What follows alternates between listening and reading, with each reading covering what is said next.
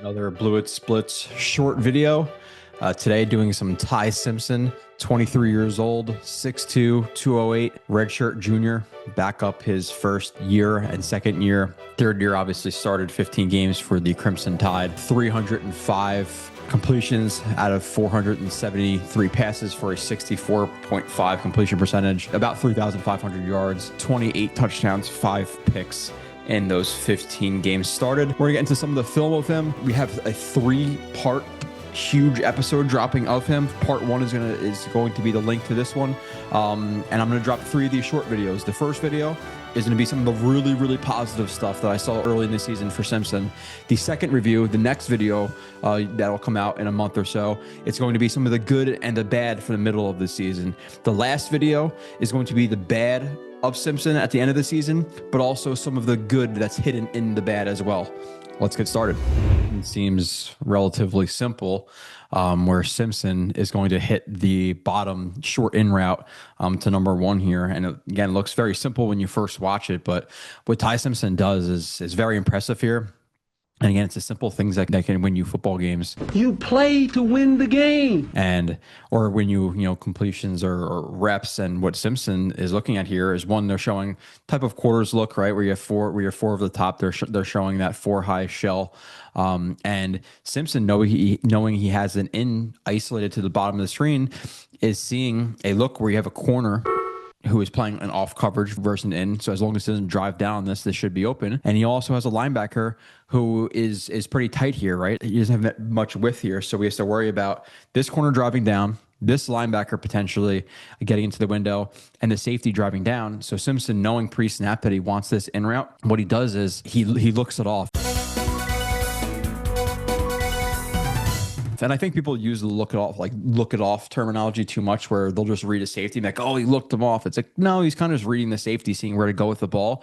But you could see Simpson and watch the eyes here, specifically look off the safety and this linebacker. And we're going to see how it just holds the safety. And you see the linebacker actually drift a little bit inside, which opens up the in route to the bottom here. So I really like it for Simpson. Again, and I'm going to go through it frame by frame now because we played it the first time, right? Snap the ball. We can see he looks to the left. So he's just checking that safety, checking that corner. We're going to see him peek to the right. I don't think he ever even wants, he doesn't want anything to the right. He's not really reading anything to the right, but looking to the right like he does. We're seeing the linebacker reading the eyes. We're seeing the safety read the eyes of Simpson. Again, watch how it affects that linebacker by pulling him to the inside, which opens up that short in route where he hits it for an easy completion. So again, not the biggest play in the world. We're talking about 5 yards, but the eye manipulation there from Simpson is impressive to, again, both hold that safety and to move that linebacker. That's an NFL type of play from Ty Simpson to start. All right, so this play, I'm going to play it through first. It's both good and bad here, and this is actually a incompletion. The ball is broken up on a ball that's too far inside from Simpson, so not one that's generally going to be looked at as a positive play. But there's some science here in this play that I like, especially going into the NFL level. And what he does here is, you can, and like smash concepts, a lot of people, you can, the higher route, sometimes people don't even read it and just the hitch and you get to the backside or whatever it may be. But typically when you have a guy who's blocking, who's kind of, checking and then releasing, or just blocking and releasing into the flat, you're going to read the 7 first here. So it's going to be 7, the high route to the low route. And what Simpson does here is, and it's very slight, you could just see the stripe on his helmet change a little bit, but initially, when he's reading this, he's going to be reading that safety, and he's going to see the safety, not expanding, not getting over the top of the 7. So you have an inside safety versus an outside breaking route. It's a matchup you want, especially if the safety is not going to bite down and really contest it, right? Like that's a ball that you should be able to fit into this window as long as this cloud corner does not gain depth underneath of this. If the cloud corner gains depth, and it looks like they're in a 3, and this corner to the top here just stays shallow because there's no vertical thread over there, so it looks like a 3. But as long as this cloud doesn't gain depth, he should be able to hit this route.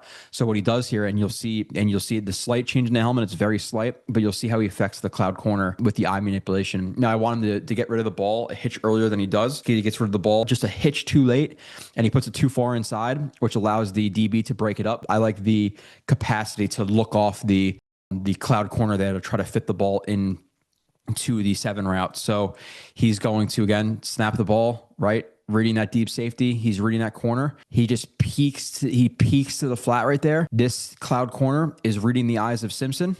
Simpson looks into the flat to make him drive down, almost immediately then gets to the 7. He does take that extra hitch, which we'll see from the other angle. So I do want him to get rid of the ball just a tad quicker. You're too slow.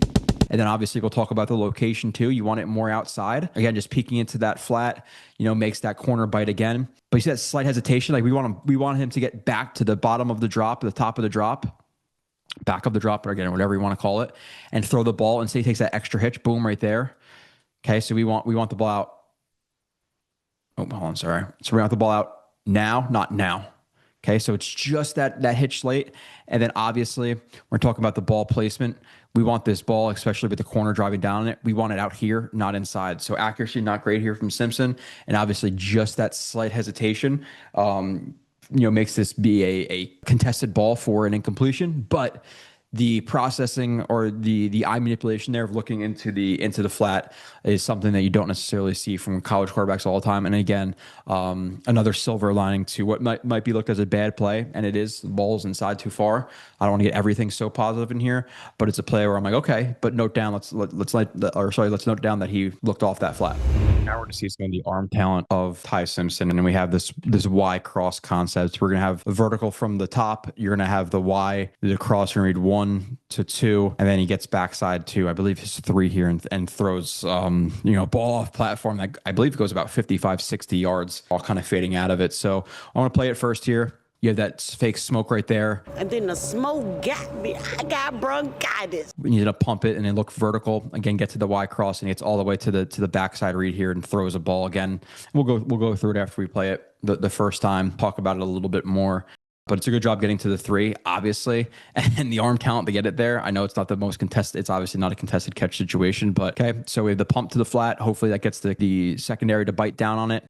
He's going to pump that, read vertical. Obviously, vertical gets jammed up there, pretty much right off the line of scrimmage. He then reads the 1 to the 2 in the Y cross. The Y is covered up pretty nicely there, so I'm not going to throw that ball.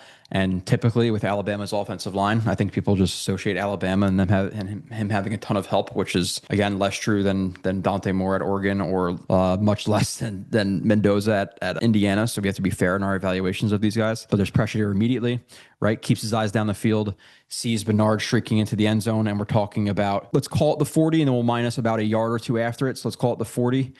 He gets the ball to +5 into the end zone, take away that 1 yard. So we're talking about, a 64-yard throw there from Ty Simpson. So if the Brock Purdy comparisons for me are ridiculous with him because he's much more athletic. Yeah, I mean, I think my 10-yard split, just to give you guys some perspective, was faster than Christian's and Debo, I think.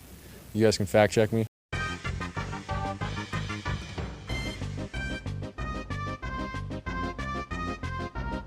I don't think he's a guy you're going to design a ton of design runs for. Now you can maybe, 1 to 3 a game, something like that. But the Brock Purdy stuff is a little bit ridiculous. I don't think Brock Purdy's putting this, 60 yards, fading out to the left. Really nice hook and replace footwork right there. But good hook and replace footwork. Okay, get vertical.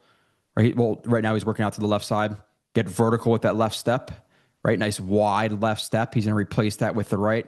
Kick out the left a little bit to maintain that balance. Right, get nice and square. He got nice and square to the target initially. Now he's his hips pointed to where he wants the ball to go. Good footwork. Launch that ball again about 64 yards for a touchdown. Hell of a play by Ty Simpson, just showing off some of the arm talent and athleticism he does possess. Good anticipation throw from Simpson here, where he's reading leverages, and the Alabama runs a sail type concept to the top of the screen right here. And we'll watch it first, and then we'll talk about it a little bit after. But you're gonna read typically again the deepest route to the intermediate route to the flat route, these sail concepts, and he does a really good job of again anticipating throw, stepping into a throw where he gets hit, which is another part that you want to see. Nice, very nice, Shiza-chan.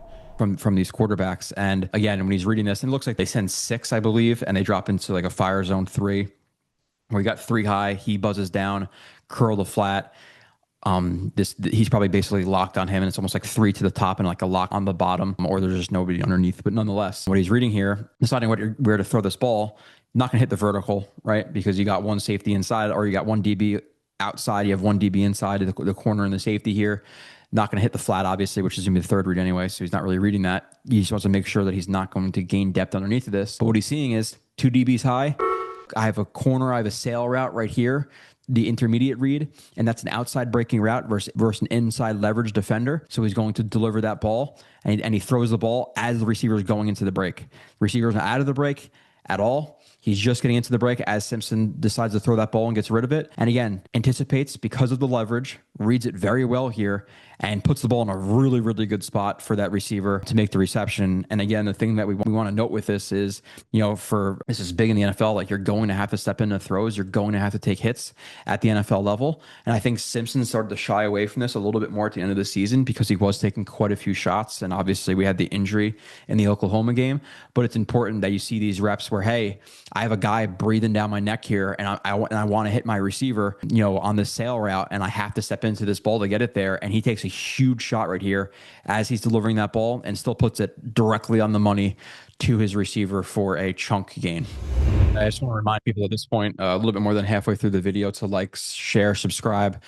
This is part 1 of Simpson. Again, the next part of Simpson will be more good and bad versus the good. The last episode will be the bad and some of the good in the bad. Plenty of reviews coming for you guys. I think I have about 18, 19 draft prospects, both the long form and the short form. If you are interested in these guys and you want more than a 5, 10, 15-minute video of them, it's $3 a month, and you're going to get 18, 19 draft prospects. You're going to get a bunch of Jet player reviews.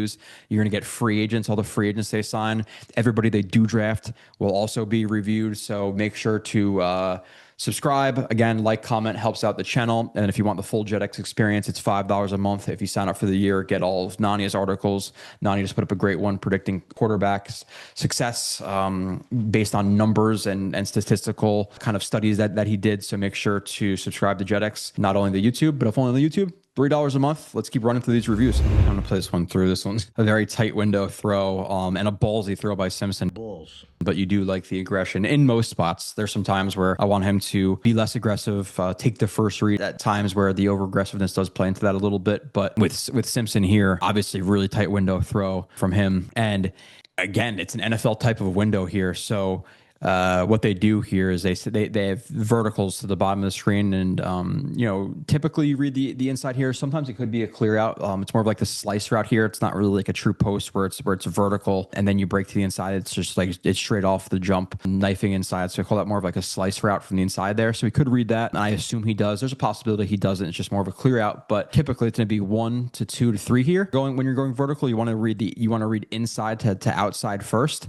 and they drop into a 3 buzz here, and the buzz carries vertical to the outside third. And what Simpson sees here is, again, when you read that, if he reads the first one, which I believe he does, he's going to come off of that very quickly as he's faking the handoff, because you have a 3 high look, right? The slice route's not going to be open versus a middle of the field closed type of coverage. So he comes off of that very quickly, then going to read this vertical and then a wheel route. Now, I don't love the distribution of the routes here by Alabama, or the execution by the receivers isn't great. I don't know if he's supposed to take this inside quicker or he's supposed to bubble this out a little bit more, but they're on the same plane here, like vertically. So there's not a lot of separation here. So I don't love it in terms of like spacing out the defense. This either needs to be more inside or this needs to be bubbled out a little bit more, in my opinion. But nonetheless here, Simpson, in terms of the tight window throw, again, comes off of the 1, right? You have the buzz defender carrying the second read vertically to the outside third. And so he's not going to throw that ball either. But with that being said, now he knows that, okay, the outside third is going to be very high and over top of this route. So really what he's throwing against is this defender, the safety and buzzing into the seam. He's throwing against this defender. So what he decides to do is throw a ball with good zip on it, because he doesn't want this guy to drive down or anything like that. And he puts it outside shoulder. That's what's really important here, is that basically so like he sees the situation as like a fade ball to this, it looks like like a wheel or rail route, and it's a beautiful ball. Beautiful decision. Again, if he put that ball inside, I would love it. If he put the ball high and lofted it, obviously it would be kill shot, maybe a pick. So deciding to put this ball not only with good zip on it, but outside shoulder away from this defender is awesome. That's an NFL level throw. That's a very tight window and a decision that's not easy to make. But again, 1 to 2 to 3 gets the ball in there. And again, notice how it's not leading him inside. That ball is more to the back shoulder there, and the receiver has to stop and adjust to it, because if it is inside, like I just showed on the other angle, if that ball is too high, he drives down it, pick, big hit, too far inside, you have the buzz defender. So really, really good play from Ty Simpson on that one. All right. Final play of the Ty Simpson review. And this happened more later on in the season, where I think the receivers dropped more balls and the offensive line didn't help them. I thought they were a little bit better earlier on in the season, but they rotate into a 2, and you have a crease concept here where you're going to have the vertical from the receiver, who's more like attached right here. It's going to be vertical, and the outside's going to be a dig. A little bit of difference between crease and dagger to me. Dagger has that underneath third option, where crease is just the 2-man combo. So crease and dagger, basically the same thing. One just has an underneath route.